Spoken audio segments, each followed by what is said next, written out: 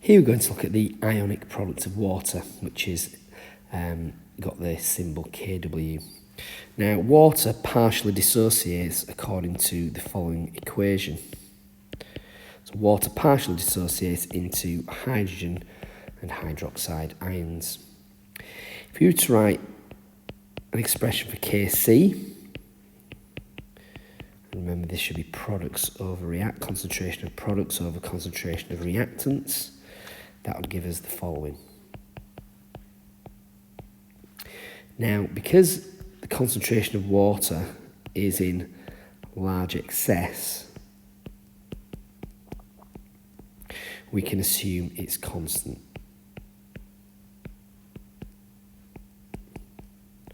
And as such, we can give it any value we want, and we, for example, give it the value of 1. And if that's the case, then we can remove this concentration of water from my equilibrium expression. And when we do so, it gives me something called the Kw value.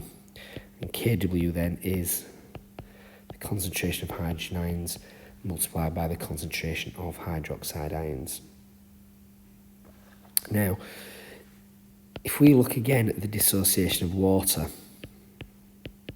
because a bond must be broken in order to form these hydrogen and hydroxide ions, this is an endothermic process.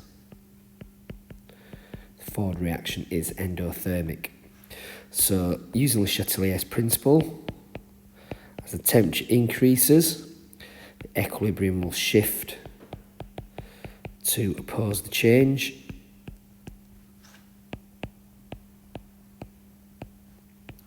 Shift in the endothermic direction, and therefore the equilibrium shifts to the right. So at high temperatures you would get a high Kc value, Kw, and this is because you've got more high concentration of the hydrogen and the hydroxide ions. So you've got bigger concentrations of these, this value will become bigger. Now,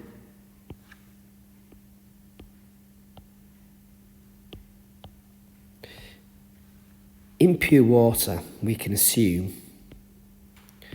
the hydrogen ion concentration is equal to the hydroxide ion concentration. And if that's the case, then we can express Kw in the following way. And this gives us a way to work out then the pH of pure water. So if I square root both sides, that gives me a way to work out the hydrogen ion concentration. And then obviously if I minus log to the base 10, that gives me a way of working out the pH of pure water if the Kw is known. So let's have a look at an example of how we can work out the pH of pure water. Here I'm saying at 50 degrees, and we've been given this Kw value here. So hydrogen ion concentration then is equal to square root of Kw. So you simply then square root the Kw value given, 5.48 times 10 to the minus 14.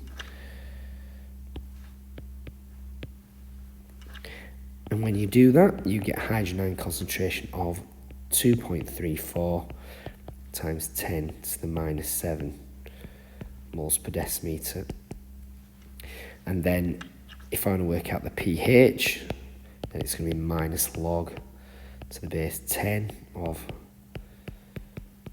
the hydrogen ion concentration, and that gives me a pH of 6.63. Now, does this mean then at 50 degrees C that pure water is acidic? It does not mean that. It is still neutral